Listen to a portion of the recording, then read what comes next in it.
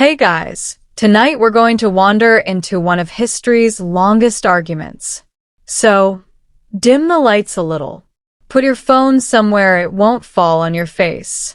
Find a comfortable position, because tonight we're traveling across deserts, mountains, ruined palaces, and cities that somehow managed to survive one empire after another. There are no urgent emails waiting for us in 7th century Persia. Thankfully, tonight's story begins just after one of history's fastest expansions, when armies from Arabia burst out across the Middle East with astonishing speed. Kingdom after kingdom fell. Ancient capitals opened their gates. Mighty emperors discovered that impressive titles did not always translate into impressive battlefield performances. And yet, Iran proved to be something different. Not unconquerable, not invincible, but remarkably difficult to erase. Because conquering land and conquering civilization are two completely different hobbies. One takes an army. The other requires convincing millions of stubborn people that they should forget who they are. As it turns out, Persians were exceptionally bad at forgetting. And honestly, they've kept proving that point for well over 2,000 years. So, let's drift back to the beginning. Imagine standing somewhere on the dusty plains outside the old Sasanian capital of Ctesiphon. Only a few years earlier, this had been one of the greatest cities on earth. Its enormous palace stretched across the landscape. The famous arch of Ctesiphon soared into the sky like a giant stone wave frozen in time. Silk merchants walked its streets. Priests tended sacred fires. Officials argued over taxes, land records, and probably whose cousin deserved a better government position. Some things never change. The Sasanian Empire had ruled Iran for more than 4 centuries. It was sophisticated, rich, bureaucratic, deeply proud of its ancient traditions. Its kings called themselves King of Kings, which admittedly is an ambitious business card. The empire considered itself the rightful heir of even older Persian dynasties stretching back to Cyrus the Great. Persian nobles traced family trees so complicated that they probably needed librarians to explain them. Court ceremonies became increasingly elaborate. Royal clothing grew heavier. Crowns became larger. At one point, several Sasanian crowns were so massive that they had to be suspended from the ceiling with chains rather than placed directly on the king's head. Because apparently neck pain was beneath imperial dignity. Everything about the court projected permanence. The empire looked eternal. History enjoys making fun of things that look eternal, because almost nothing is. The final decades of the Sasanian Empire were messy. Very messy. Imagine trying to hold together a giant empire after fighting Rome, later called the Byzantine Empire, for generation after generation. Both empires had spent decades exhausting themselves. Every victory cost fortunes. Every defeat required rebuilding. Taxes climbed higher. Farmers complained. Merchants sighed dramatically. Local governors quietly became more interested in protecting themselves than strengthening the empire. Then came plague, which is history's least appreciated specialist in ruining governments. Disease swept across populations already weakened by endless wars. Workers disappeared. Trade slowed. Entire communities struggled simply to survive. Meanwhile, noble families competed endlessly for influence. Kings appeared. Kings disappeared. Some lasted years. Others lasted months. A few barely had time to get comfortable before someone decided they would make an excellent former king. The political situation became almost exhausting to follow. Even historians occasionally need charts. Then, far to the southwest, another force was beginning to reshape the world. Arabia had always stood beside the great empires, often overlooked, sometimes underestimated. Its tribes traded with both Byzantium and Persia. Caravans crossed deserts carrying spices, leather, incense, textiles, and stories. Always stories. Then Islam emerged. Within only a few decades, scattered tribes found themselves united by an entirely new religious and political vision. This changed everything. The early caliphs inherited not merely a faith, but an extraordinary momentum, energy, purpose, coordination, and perhaps most importantly, their neighbors were completely exhausted. Timing matters. Sometimes history turns not because one civilization is dramatically stronger than another. Sometimes one side simply arrives when everyone else is too tired to argue. The first great encounters between Arab armies and the Sasanians shocked both worlds. The Persians expected disciplined warfare supported by centuries of imperial experience. Instead, they encountered highly mobile forces that adapted quickly, traveled efficiently, and often displayed remarkable cohesion. This was not merely another desert raid. This was conquest. The decisive battles gradually unfolded. Names like Al-Qadisiyah entered history. The battle itself remains debated in many details.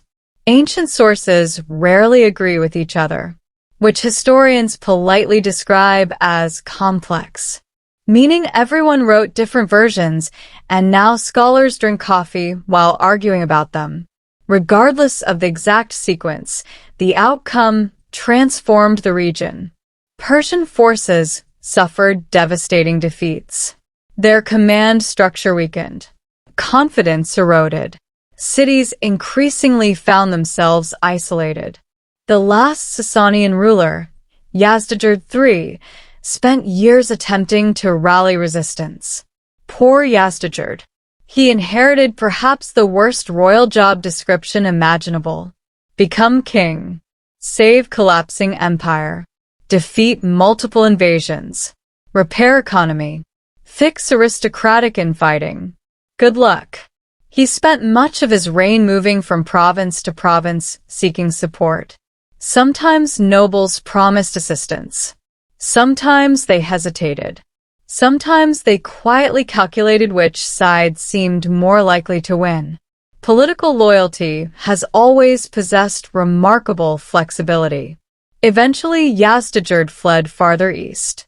His authority gradually became symbolic more than practical. In 651, he died far from the imperial grandeur his ancestors had enjoyed. The Sasanian Empire officially ended, at least on paper. History, however, often ignores paperwork. Empires disappear. Cultures linger. Languages adapt. Memories remain astonishingly stubborn.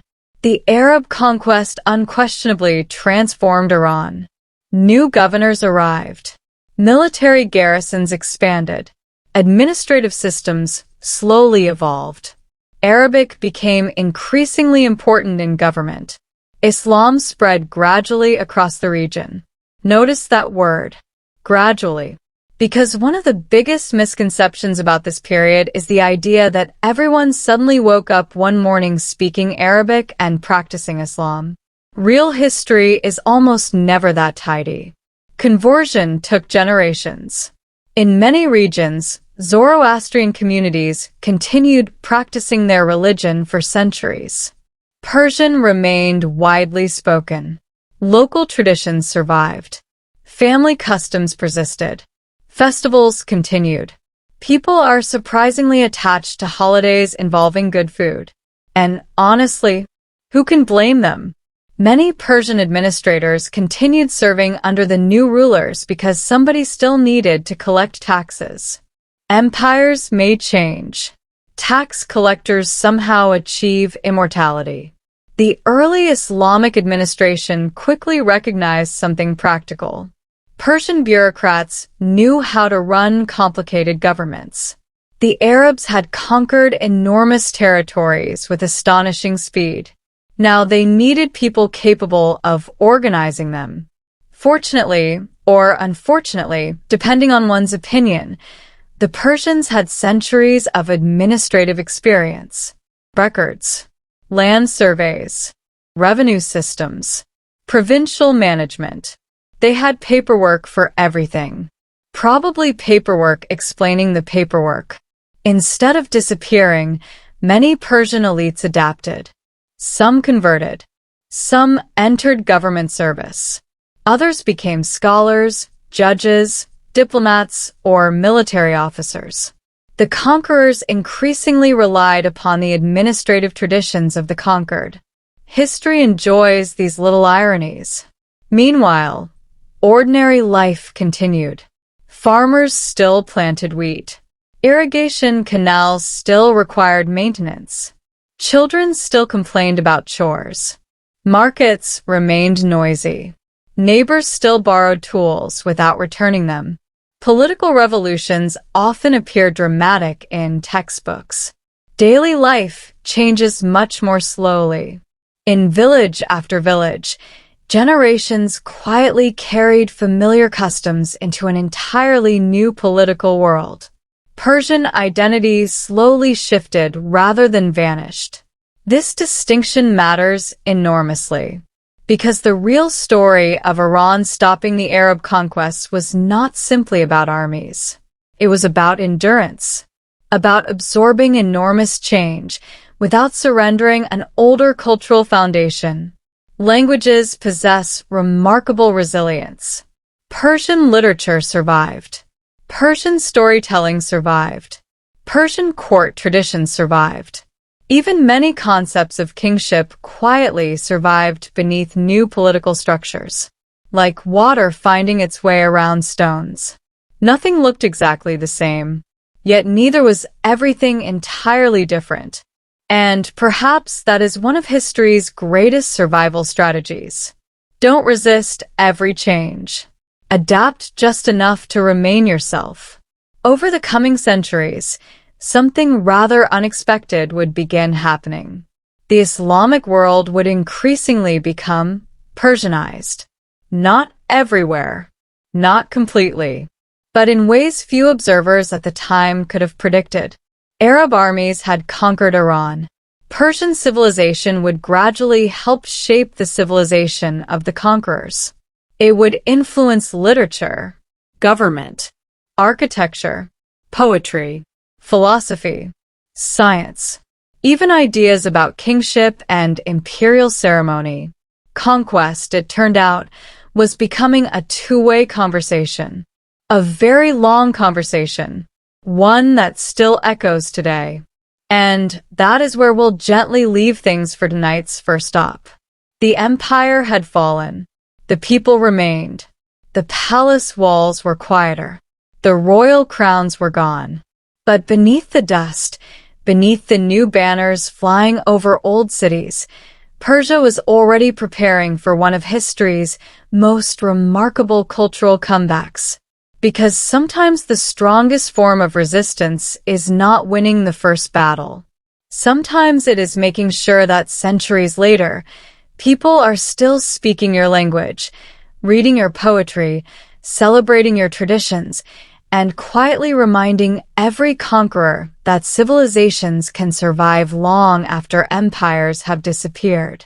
In the next part, we'll follow the remarkable Persian families, scholars, governors, poets, and rebels who slowly transformed the Islamic world from within, until the descendants of the conquerors were governing empires in ways that looked surprisingly Persia.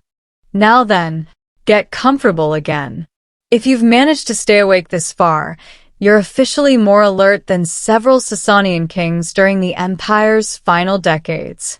Fortunately for our purposes, we're not trying to win an empire tonight. We're simply wandering through one. When we left off, the Sasanian Empire had disappeared from the political map. The last king had died. The great court was gone. Arab armies controlled Iran.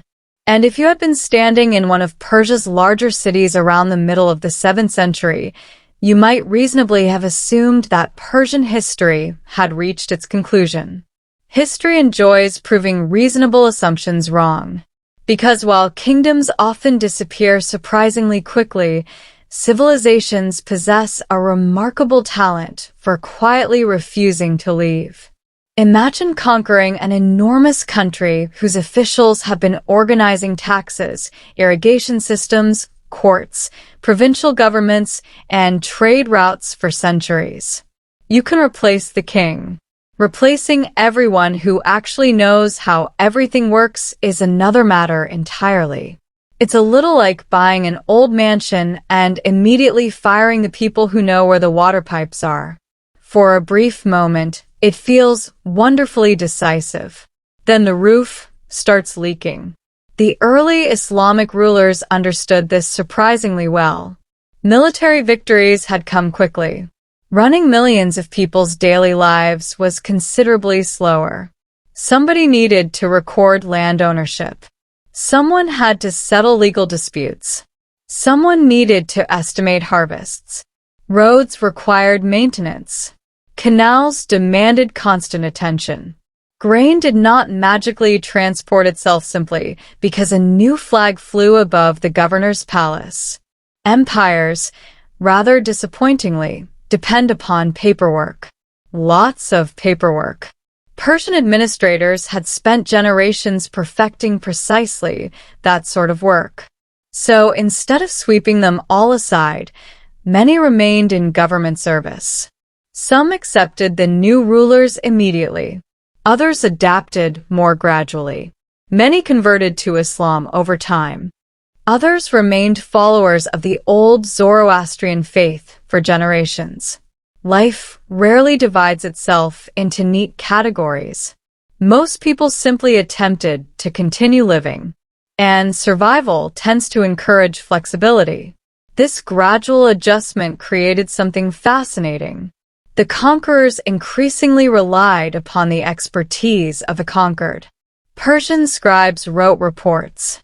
Persian accountants balanced budgets. Persian engineers maintained irrigation systems that had existed long before Islam appeared. Persian diplomats negotiated with neighboring rulers. The names above the palace gates had changed. The people inside the offices often had not. It wasn't that Arab officials lacked intelligence. Far from it. They were suddenly governing territories stretching from North Africa to Central Asia. No society possessed enough experienced administrators to expand that rapidly without borrowing talent from somewhere. Persia happened to contain an extraordinary supply of talented bureaucrats. Whether anyone has ever described bureaucracy as exciting is another question entirely. Probably not. But civilizations quietly depend upon people who enjoy counting grain shipments. One particularly important family illustrates this perfectly. The Barmakids. Originally connected to the Buddhist monastery of Nava Vihara in Balkh, in what is now northern Afghanistan, they eventually entered the service of the Abbasid caliphs. Over time, they became among the most influential administrators in the entire Islamic world. It's one of those delightful historical twists. A family whose distant roots reached into pre-Islamic religious traditions eventually became indispensable advisors to Muslim rulers. History enjoys recycling talented people.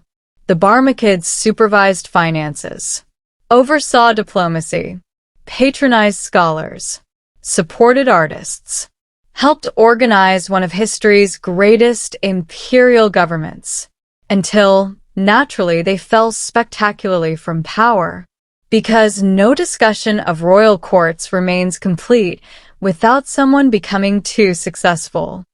Court politics have always resembled an elegant dinner party where everyone secretly hopes someone else spills the soup.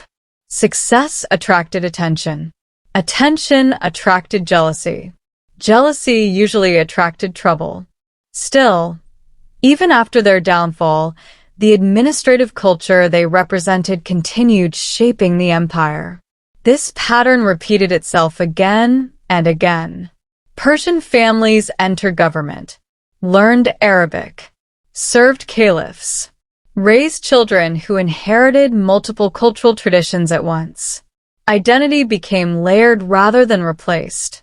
A governor might speak Persian at home, Arabic in official correspondence, recite Islamic scripture, celebrate older regional festivals, commission Persian poetry, discuss Greek philosophy. Human beings rarely fit into tidy boxes, especially once enough centuries have passed. Meanwhile, something equally important was happening beyond the government offices. Language refused to disappear. Now, that may sound almost obvious. People generally continue speaking the language they already know. But conquerors throughout history have often hoped their own language would eventually replace older ones. Sometimes it happens. Sometimes it doesn't. Persian proved astonishingly resilient. For a while, Arabic dominated official administration and scholarship. Anyone seeking influence within the expanding Islamic world benefited enormously from learning Arabic. Religious scholarship naturally flourished in Arabic. Scientific works increasingly appeared in Arabic. Government records often used Arabic. Yet ordinary conversations across much of Iran continued in Persian. Parents spoke Persian to children. Neighbors chatted in Persian. Merchants bargained in Persian. Grandmothers continued telling stories in Persian. Grandmothers, incidentally, may be among history's greatest protectors of language. Entire civilizations owe remarkable debts to elderly women refusing to change the way bedtime stories are told. Over generations, Persian evolved. It absorbed thousands of Arabic words. New expressions appeared. Old grammatical structures survived. The result became what scholars often call New Persian, a language shaped by enormous cultural change while remaining unmistakably Persian. It's rather like renovating an ancient house. New windows, different furniture, fresh paint. But the original foundation remains firmly beneath everything else. Language became one of Persia's quiet victories. Nobody announced it with fanfare. No great battle determined the outcome. People simply kept speaking. Sometimes survival looks wonderfully ordinary. As decades turned into centuries, Persian literature blossomed once again. Poets began composing works that blended older Iranian traditions with Islamic culture. Courtly ideals survived. Ancient heroes returned in stories. Legends continued circulating. Memory remained alive. One generation whispered familiar tales into the ears of the next. Stories possess remarkable endurance. Empires come and go. A good story simply waits. Let's drift for a moment into another corner of this changing world. The great cities. Places like Nishapur, Isfahan, Ray, Merv, Shiraz. These urban centers gradually became thriving crossroads where merchants, scholars, judges, physicians, craftsmen, and travelers met from every direction. Walk through one of these cities around the 9th century. You would hear multiple languages. Smell bread baking alongside spices from India. Watch caravans unloading silk from China. Meet scholars discussing mathematics beneath shaded courtyards. Observe artisans hammering delicate metalwork. Listen to children playing in dusty streets remarkably unconcerned with grand political transformations. Cities possess their own rhythm. Conquests interrupt them. Trade restores them. Markets tend to recover faster than royal dynasties. Money, after all, remains remarkably persuasive. The Silk Road helped enormously. Iran occupied one of the world's great crossroads. Caravans crossing Eurasia rarely ignored Persian cities. Goods moved west. Ideas moved east. Religions traveled alongside textiles. Scientific knowledge wandered almost casually across continents. Astronomy, medicine, engineering, mathematics, geography, all found eager audiences. The Islamic world soon became one of humanity's greatest centers of learning, and Persian scholars stood at its heart. This wasn't because Persians worked alone. Far from it. Arabs, Persians, Syrians, Egyptians, Jews, Christians, Central Asians. They all contributed. Knowledge has always preferred cooperation over nationalism. Later generations often try assigning inventions to one civilization. Reality usually looks messy, eh? Fortunately, messiness often produces better ideas.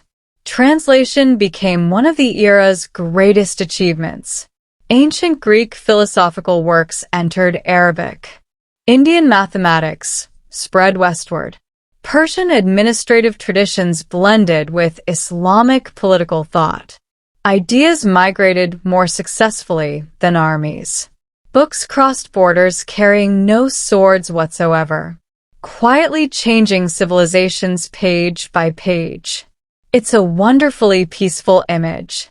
Although copying books by hand required astonishing patience. Imagine spending months carefully writing every word only to discover halfway through that you accidentally skipped a sentence. One develops considerable respect for medieval scribes. Of course, not everything proceeded peacefully. There were revolts, tax disputes, regional rebellions. Local governors occasionally decided independence sounded attractive. Others quietly accumulated power while pretending complete loyalty. Political ambition survived every religious and dynastic transition. Some human traditions remain eternal. One especially important movement emerged in eastern Iran and Central Asia, the Abbasid Revolution. Many Persians supported the Abbasids against the Umayyad Caliphate during the 8th century. The Umayyads had often favored Arab elites. Many non-Arab Muslims believed they deserved greater equality. Persian support became crucial. When the Abbasids seized power in 750, they inherited not merely an empire, but enormous expectations. The new rulers cultivated broader participation. Persian influence expanded dramatically. And then something wonderfully symbolic happened. The Abbasids founded Baghdad. Its location wasn't random. It stood close to the former Sasanian capital of Ctesiphon, almost as though history were quietly acknowledging that old Persia remained impossible to ignore. Baghdad soon became one of the world's greatest cities. Scholars arrived from everywhere. Libraries expanded. Markets flourished. Ideas traveled endlessly. Persian administrators helped organize its government. Persian physicians treated patients. Persian scholars filled its schools. Persian poets entertained its courts. The empire remained Islamic. Yet increasingly, its cultural heartbeat sounded surprisingly Persian in many respects. Not because anyone planned it that way. Simply because civilizations influence one another. Conquest changes both sides. Always. The conquerors reshape the conquered. The conquered reshape the conquerors. It becomes impossible to separate the two completely, like pouring cream into tea. Eventually there is simply tea with cream, not two separate things. Meanwhile, far from the grand cities, ordinary villages continued living according to rhythms older than any empire. Spring festivals still arrived. Families still gathered. Fields still required planting. Children still found excuses to avoid chores. Old songs survived. Regional dialects persisted. Mountains protected isolated communities where ancient customs lingered for astonishing lengths of time. Iran's geography helped enormously. The country is not one endless flat plain. It contains towering mountain ranges, harsh deserts, hidden valleys, remote plateaus, perfect places for traditions to quietly endure. Geography often protects culture better than armies ever could. As the centuries unfolded, Persia slowly ceased thinking of itself merely as a defeated empire. Instead, it began imagining itself as something older, something deeper, not simply a kingdom, a civilization. Civilizations can afford patience. Settle in once again. If the room has grown a little darker since we started, then history is doing exactly what we hoped it would do. We've watched an empire disappear. We've watched governors continue governing, tax collectors continue collecting, because naturally they did, and Persian families quietly become indispensable to the very empire that had conquered them. Tonight, we're going to meet someone who never commanded an army. He never won a famous battle. He never wore a magnificent crown suspended from the ceiling by golden chains, which, to be fair, sounds rather uncomfortable anyway. Instead, he sat with ink, paper, memory, and an astonishing amount of patience. His name was Ferdowsi. And if you've never heard of him before, don't worry. Millions of people across history would gladly insist that you should have. Because without him, Persian identity might look very different today. Now, before we arrive at Ferdowsi himself, let's drift gently through the centuries leading up to his birth. By the 9th century, the Islamic world had become something extraordinary. Stretching across thousands of miles, it connected cities that had once belonged to entirely separate civilizations. Scholars in Baghdad discussed ideas that had originated in Athens. Doctors studied medical texts from India. Astronomers improved upon observations inherited from Persia and Mesopotamia. Merchants carried silk from China, gold from Africa, furs from the north, spices from India. Ideas traveled just as quickly, sometimes even faster. Ideas, after all, don't require camels. Although camels certainly carried quite a few of them. Persia stood near the center of this immense exchange. Its cities prospered once more. Nishapur became famous for scholarship. Bokhara blossomed into a magnificent center of learning. Samarkand dazzled travelers. Merv attracted merchants from astonishing distances. And throughout these cities, something interesting was happening. Persian wasn't merely surviving anymore. It was becoming fashionable again. Court poets composed verses in Persian. Princes sponsored Persian literature. Governors proudly surrounded themselves with Persian scholars. The language had never vanished. Now it was flourishing. Sometimes survival quietly transforms into revival, without anyone noticing the exact moment. One dynasty deserves special attention here: the Samanids. If you've never heard of them, you're in excellent company. Outside history enthusiasts, they're not exactly household names, which is rather unfortunate, because they played an enormous role in preserving Persian culture. The Samanids ruled much of eastern Iran and Central Asia during the 9th and 10th centuries. They were loyal, at least officially, to the Abbasid Caliphate. But in practice they governed with considerable independence. More importantly for our sleepy journey tonight, they absolutely adored Persian culture. Persian became the language of their court. Poets received generous support. Scholars found patrons. Historians began collecting older traditions before they disappeared forever. Imagine walking through Bokhara during the Samanid period. Libraries filled with handwritten books. Students arguing politely beneath shaded courtyards. calligraphers carefully copying manuscripts one elegant line at a time. The smell of fresh ink lingering in quiet rooms. Somewhere nearby, a poet wondering whether his latest metaphor involving roses might finally earn royal approval.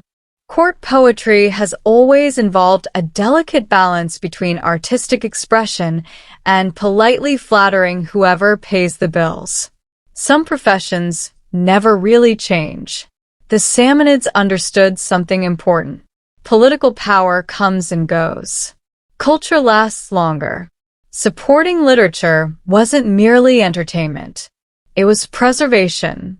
And into this world, around the year 940, Ferdowsi was born near the city of Tus. His family belonged to the Dakin class. Now that's a word worth remembering. The Dakins were local Persian landowners.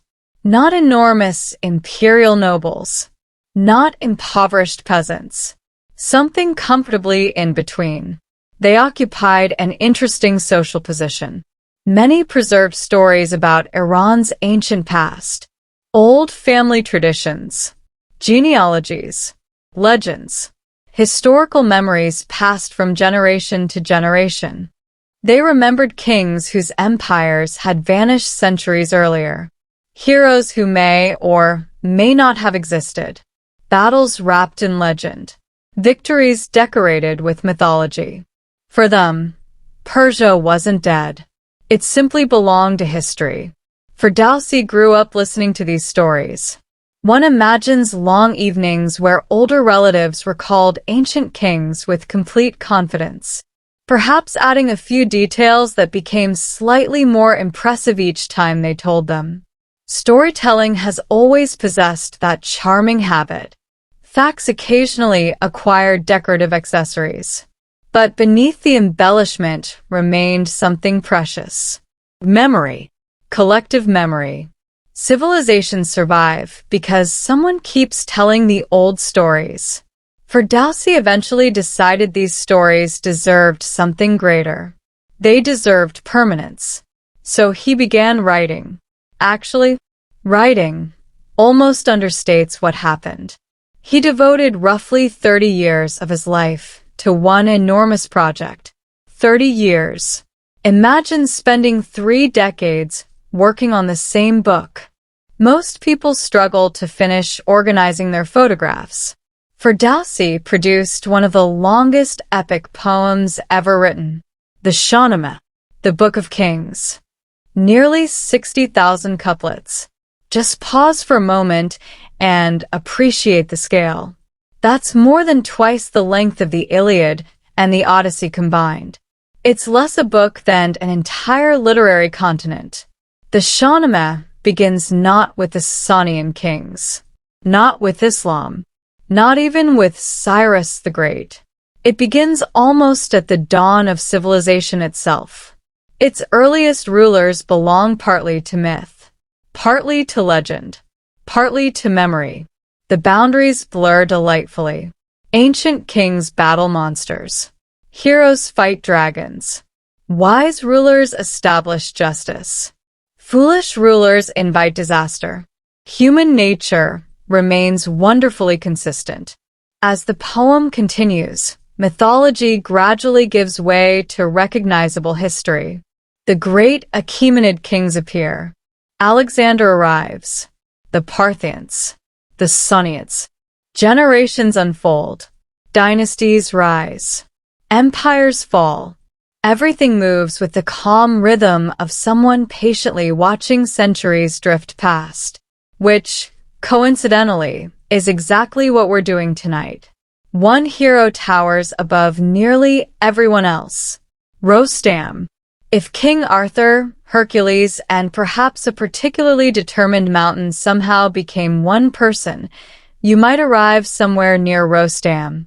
He possesses incredible strength, unshakable courage, occasionally questionable judgment, because perfect heroes tend to become rather dull. Rostam's greatest tragedy comes through misunderstanding.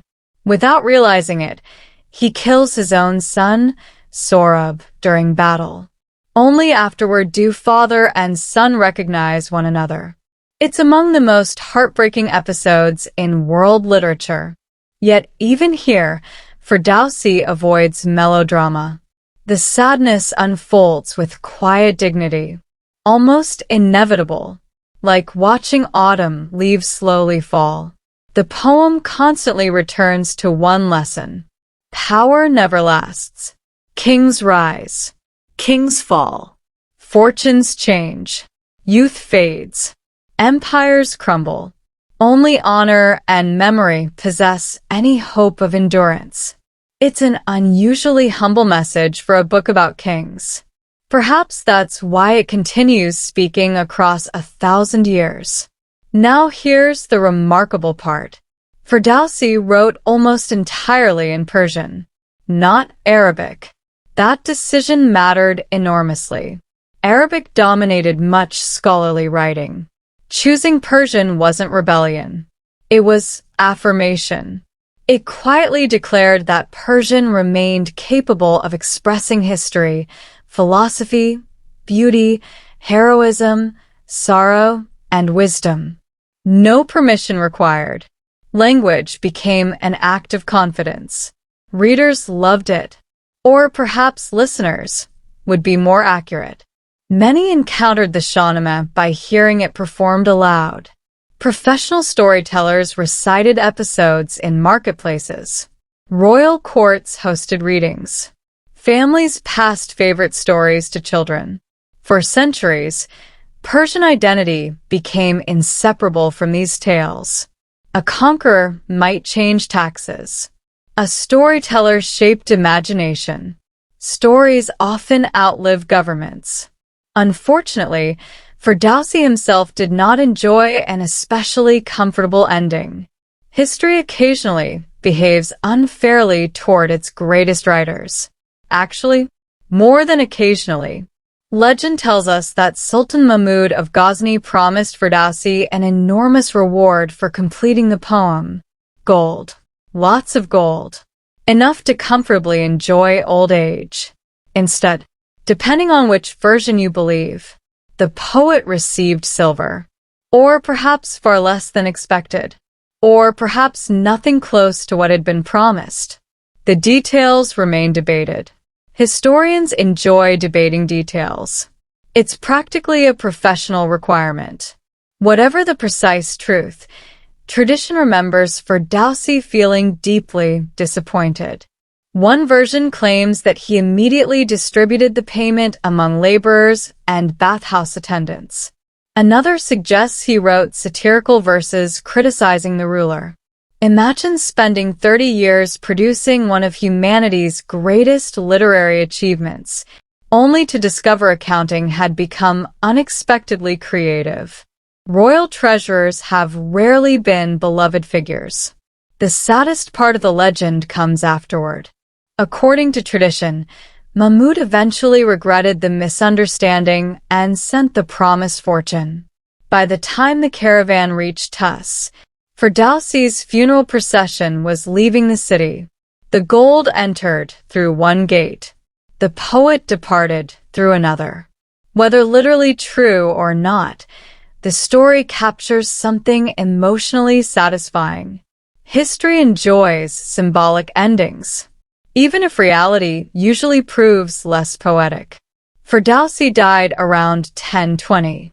His poem did not. 1,000 years later, children still read it. Artists still illustrate it. Actors still perform it. Scholars still study it. Families still quote it. Empires that once seemed eternal have vanished. The poem remains. Not bad for 30 years with a pen. By preserving Persia's ancient past, Ferdowsi accomplished something no army could have achieved. He gave future generations a shared memory, a reminder that before caliphs, before sultans, before countless later dynasties, there had been Persia, not as nostalgia, not as politics, but as civilization. And civilizations possess extraordinarily long memories. As we slowly continue our journey, another transformation is already unfolding. Persian culture has survived. Persian literature has returned. Persian administrators quietly help govern empires. Now, remarkably enough, Persian-speaking dynasties are about to begin reclaiming political power as well, not by overthrowing the Islamic world, but by becoming some of its most successful rulers. Because history, as we've probably begun to suspect, rarely moves in straight lines. It tends to wander, very much like us. Take a slow breath and settle back in. The room is quiet. The armies have mostly marched away. Ferdowsi has finished his giant poem, and somewhere in the distance, a medieval bureaucrat is still carefully counting tax revenues by candlelight. Some traditions truly are immortal. Tonight we continue with one of history's gentler reversals, because by the 11th century, something rather unexpected had happened. The Arab conquests had succeeded militarily. No question there. The old Sasanian Empire was gone. Yet the political world of the Middle East was increasingly being shaped by Persian-speaking elites, Persian administrative traditions, and Persian ideas about kingship. It was as though Persia had lost the first round, gone home for a few centuries, written some excellent poetry, reorganized the paperwork, and then quietly returned to the center of power, without making too much noise about it. One of the clearest examples was the rise of the Abassids. The Abassids were a Persian dynasty from the rugged mountains of northern Iran. Their founders began with fairly modest resources: 3 brothers, ambition, military talent, and the useful realization that the Abbasid Caliphate was becoming politically weak. The caliph still possessed enormous religious prestige. People respected the title, but real power increasingly belonged to whoever controlled the army and the treasury. This arrangement appears repeatedly throughout history. The official ruler sits on a splendid throne. Someone else quietly controls the budget. Guess which person usually wins arguments? In 945, the Abassids entered Baghdad, not as invaders destroying the Islamic world, as rulers taking charge of it. The Abbasid Caliph remained in place. Ceremonies continued. Coins still carried the appropriate names. But the Abassids held actual authority. And these new rulers were unmistakably Persian in culture. They revived old Iranian court customs, celebrated Persian festivals, patronized Persian literature, used titles that echoed pre-Islamic traditions. Baghdad, the capital of the Islamic world, suddenly found itself governed by men who were perfectly comfortable presenting themselves as heirs to Persian political culture. The Arab conquests had not been reversed on a map, yet Persian civilization was now shaping the empire from the inside. It's one of those wonderfully historical situations where everyone technically agrees about who won the war, while quietly disagreeing about who ended up influencing whom. The Abassids were not alone. Across Iran and Central Asia, local dynasties emerged. The Saffarids, the Ziarids, the Samanids we met earlier. Each ruled different regions. Each blended Islamic legitimacy with Persian cultural identity. And each helped ensure that Iran remained something more than a conquered province. It remained a civilization with its own memory, its own language, its own literary tradition, its own sense of historical continuity. That continuity mattered enormously. Imagine being a merchant in Isfahan around the year 1000. You pray as a Muslim.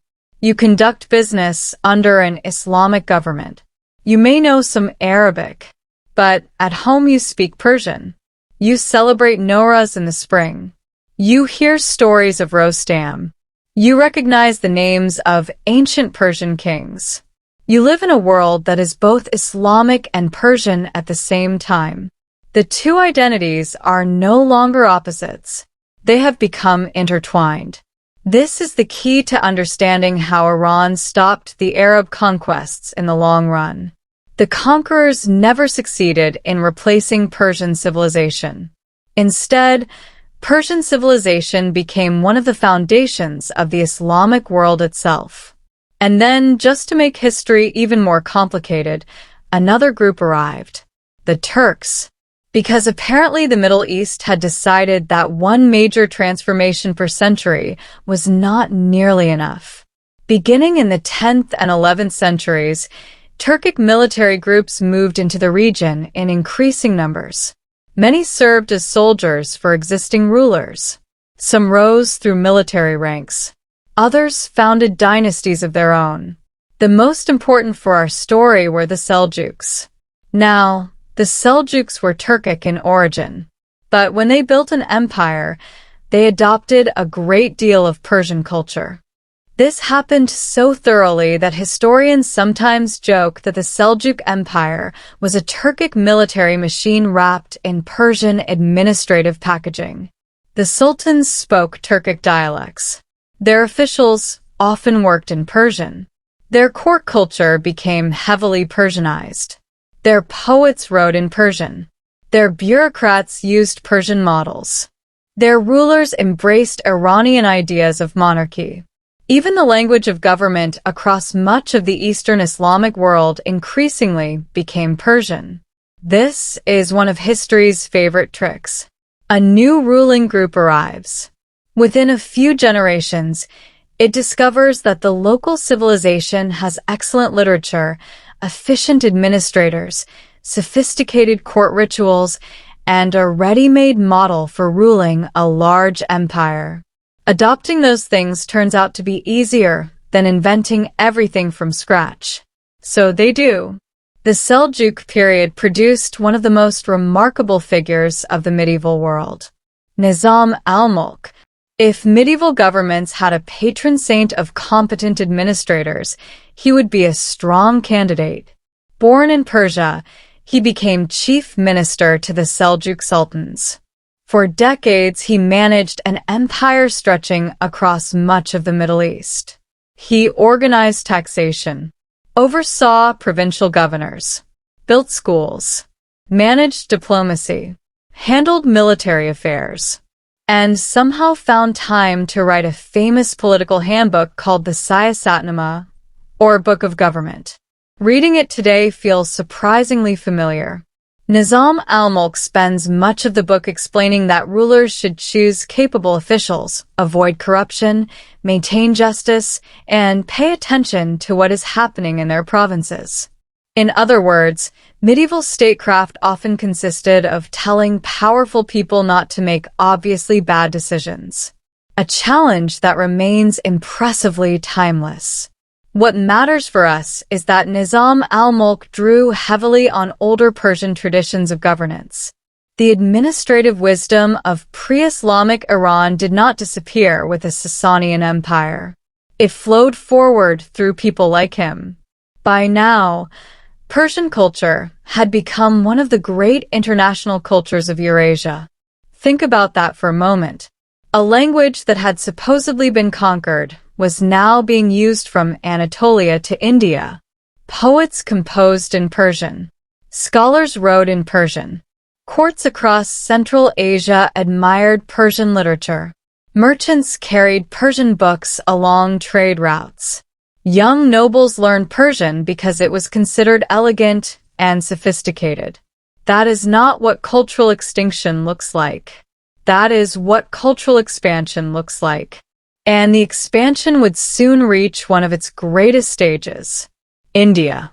Beginning with the Ghaznavids and later the Delhi Sultanate, Persian became a major language of administration and high culture across large parts of the Indian subcontinent. Centuries later, the Mughal Empire would use Persian extensively at court. For generations, a talented scholar from Iran could travel east and find opportunities in cities thousands of miles away. Persian poetry became fashionable from Herat to Delhi. Imagine explaining this to a Sasanian noble in the 7th century. Good news. The empire falls. But eventually your language becomes one of the prestige languages of half of Asia. He would probably need a moment to process that. Meanwhile, inside Iran itself, cities continued growing. Isfahan emerged as one of the great urban centers of the Islamic world. Shiraz became famous for poetry and gardens. Tabriz flourished as a commercial hub. Caravans arrived from every direction. Silk from China, spices from India, silver from Central Asia, textiles from local workshops. The country sat at the crossroads of continents. Trade helped preserve prosperity. Prosperity helped support culture. Culture helped reinforce identity. Everything connected. Of course, life was not uniformly peaceful. There were rival dynasties, court intrigues, tax disputes, occasional rebellions. Ambitious governors remained ambitious. Some human behaviors survive every change of religion, language, and empire. But through all these fluctuations, Persian civilization displayed a remarkable pattern. It absorbed newcomers rather than disappearing before them. Arabs arrived. Persia adapted. Turks arrived. Persia adapted again. The civilization bent without breaking. That flexibility became its greatest strength. And then, in the 13th century, the world shook once more. The Mongols were coming. At first glance, this sounds like the moment everything should finally collapse. Entire cities would face devastation. Old dynasties would vanish. Trade networks would be disrupted. The scale of the upheaval was enormous. Yet even here, the story would take a surprisingly familiar turn. The conquerors would eventually discover that ruling Iran worked much better when they borrowed Persian administrators, Persian culture, and Persian ideas of government. Again, history was beginning to repeat itself with almost suspicious consistency. Conquerors arrived. Persia endured. Conquerors stayed. Persia influenced them. The pattern had become so reliable that one almost expects the civilization itself to shrug and say, "Very well. Please take a number and speak to the bureaucracy." And perhaps that is the most remarkable thing of all. Iran did not stop the Arab conquests by driving every conqueror out. It stopped them by surviving them, by remaining Persian through centuries of change, by turning conquest into cultural negotiation, by making every new empire operate, at least partly, in a Persian world. The armies had won the battlefield. Persia was quietly winning the centuries. And as we drift onward, the Mongols are approaching from the east, bringing another enormous challenge and another opportunity for this stubborn civilization to prove, once again, that it was much harder to erase than anyone expected. Welcome back. If you've made it this far, you've now traveled through nearly 600 years of history without leaving your chair. A respectable achievement. We've watched Arab armies conquer the Sasanian Empire. We've watched Persian poets preserve an ancient civilization. We've watched Turkish rulers discover that governing Iran worked much better with Persian administrators than without them. Now another storm is gathering. And this one is coming from the grasslands of Mongolia. When people hear the word Mongols, they usually imagine thunderous cavalry charging across endless plains. That image isn't entirely wrong. But tonight we're less interested in the battles than in what happened afterward. Because, as we've probably begun to notice, Persia had developed a remarkable habit. Every time someone conquered it, Persia quietly began changing the conquerors instead, whether intentionally or not. Let's begin with a man named Temujin. You probably know him better as Genghis Khan. Born sometime around 1162, his early life was anything but comfortable. His father died while Temujin was still a boy. His family was abandoned by their own tribe. They survived by fishing, hunting, and gathering whatever food they could find. Not exactly the upbringing one imagines for the future founder of the largest contiguous empire in history. Yet hardship became one of his greatest teachers. Temujin learned whom he could trust, which, unfortunately for many of his contemporaries, turned out to be very few people. By the early 13th century, he had united many of the Mongol tribes. This alone would have been an extraordinary accomplishment. Traditionally, those tribes competed with one another almost constantly. Uniting them required military skill, political intelligence, and an almost supernatural ability to persuade fiercely independent leaders that cooperation was preferable to endless feuding. History suggests he succeeded rather convincingly.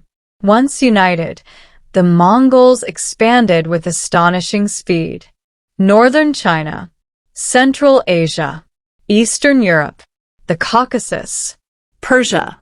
It often seemed as though every year brought another campaign, another kingdom, another city, another ruler discovering that life had suddenly become much more complicated. The invasion of the Khwarezmian Empire, which ruled much of Iran and Central Asia at the time, began almost by accident, or perhaps by misunderstanding, which history contains in surprising abundance. The Mongols initially sought trade. Merchants arrived. Diplomatic relations appeared possible. Then one local governor accused Mongol merchants of being spies. He had them executed. Temujin requested justice. Instead, another diplomatic mission suffered the same fate. Now, killing ambassadors has generally been considered poor diplomatic etiquette, even by medieval standards. Genghis Khan responded with extraordinary force. The Khwarezmian Empire collapsed with astonishing speed. Cities fell one after another. The political landscape of Iran changed once again. For ordinary people, these years were deeply difficult. Many communities experienced destruction. Trade routes were disrupted. Agricultural systems suffered. Generations remembered the upheaval. It would be wrong to pretend otherwise. Yet our story tonight isn't about devastation alone. It's about what happened next. Because after conquest comes governance. And governing Iran had already humbled more than one ambitious empire. The Mongols soon discovered something familiar. Conquering territory is considerably easier than administering millions of people, especially when those people possess centuries of experience running complex states. So they did what many conquerors before them had done. They employed Persian officials, Persian accountants, Persian scholars, Persian engineers, Persian judges, Persian secretaries. Apparently, regardless of who conquered Iran, eventually someone looked around and asked, "Does anyone here actually know how to organize this place?" A Persian usually raised a hand. One of the most remarkable figures of this period was Rashid al-Din. If you've never encountered his name before, you're in for a quiet treat. Born into a Jewish family in Hamadan around 1247, Rashid al-Din trained as a physician before entering the service of the Mongol rulers. Eventually, he converted to Islam and rose to become one of the highest officials in the Ilkhanate, the Mongol state that ruled Iran. He wasn't merely a politician. He was also one of the greatest historians of the medieval world. His enormous historical work, the Jami al-Tawarik, or Compendium of Chronicles, attempted something astonishingly ambitious. It told the history not just of Persia, not just of the Mongols, but of much of the known world. China, India, Europe, the Middle East, Central Asia. It reflected a new reality. The Mongol Empire had connected distant regions more closely than ever before. Information traveled farther. Merchants crossed continents.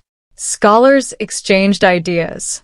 Persia stood, once again, near the center of these connections. Rashid al-Din understood something important. History belongs to everyone, not only to one's own civilization. That's a surprisingly modern idea for someone writing over 700 years ago. His work became one of humanity's greatest historical treasures. Appropriately enough, it was written under Mongol rulers by a Persian statesman, drawing upon traditions from many different civilizations. History rarely respects neat categories. Meanwhile, something equally remarkable happened within the Mongol ruling class itself. They changed. Gradually. At first, the Mongol elite maintained many of their traditional customs, their clothing, their political structures, their beliefs. But living in Iran slowly transformed them. Some embraced Islam. Others supported Persian art and architecture. Persian became increasingly important at court. Court ceremonies borrowed older Iranian traditions. Sound familiar? It should. We've seen this pattern before. The conquerors adapted to Persia almost as much as Persia adapted to them. One ruler illustrates this beautifully. Ghazan Khan. When he became ruler of the Ilkhanate in 1295, he converted to Islam. His conversion wasn't merely personal. It reshaped the entire state. Islam became the official religion. Persian administrative practices expanded further. Economic reforms followed. Roads improved. Trade revived. Scholars received patronage. Cities gradually recovered. Ghazan wasn't trying to recreate the Sasanian Empire, nor was he abandoning his Mongol heritage. Instead, he governed as a Mongol ruler of a profoundly Persian and Islamic kingdom. 3 identities. 1 government. History enjoys complexity. His chief minister? Rashid al-Din. Of course, whenever competent administrators appear in history, they tend to reappear repeatedly. The Ilkhanate became another example of Persia's extraordinary cultural resilience. Military conquest had once again transformed the political landscape. Yet Persian civilization remained. Not unchanged. Never unchanged. But unmistakably alive. Walk through Tabriz during the Ilkhanid period. Markets bustle once more. Caravans unload goods from China. Artisans produce intricate metalwork. Calligraphers decorate manuscripts. Scholars debate philosophy. Architects design elegant mosques. Children chase each other through narrow streets with complete indifference to the finer points of imperial administration. Children possess wonderfully sensible priorities. Trade flourished under what historians sometimes call the Pax Mongolica. The Mongol Empire created relative security across enormous distances. Merchants could travel farther with greater confidence than before. Silk, paper, porcelain, glassware, books, ideas, diseases too, unfortunately. Trade has always been wonderfully impartial about what it transports. Persian merchants benefited enormously from these revived networks. Iran once again occupied one of the world's great commercial crossroads. And with commerce came prosperity. With prosperity came patronage. With patronage came art, poetry, science, architecture. Civilization quietly rebuilt itself. Again, one begins to admire Persia's persistence. It resembles an old garden. Storms flatten the flowers. Gardeners patiently plant new ones. Storms return. The garden blooms again. Not identical. Never identical. Yet recognizably the same garden. By now, nearly 7 centuries had passed since the Arab conquest. Think about that. 700 years. Longer than the entire history of many modern nations. During those centuries, Iran had experienced Arab rulers, Persian dynasties, Turkic empires, Mongol Khans. Each transformed the country. None erased it. If anything, Persian identity had become richer through adaptation. The language evolved. The literature expanded. The architecture absorbed new influences. Religion changed profoundly. Yet beneath all these transformations remained an unmistakable continuity. People still celebrated Nowruz. Poets still admired Ferdowsi. Kings still sought legitimacy through connections to Iran's ancient past. As the 14th century drew toward its close, however, another conqueror appeared on the horizon. His name was Timur, or Tamerlane, as many Europeans later called him. He admired Genghis Khan. He dreamed of building another great empire. And once again, Iran would stand directly in his path. At this point, Persia might reasonably have sighed and said, "Another one?" History, however, wasn't quite finished testing its patience.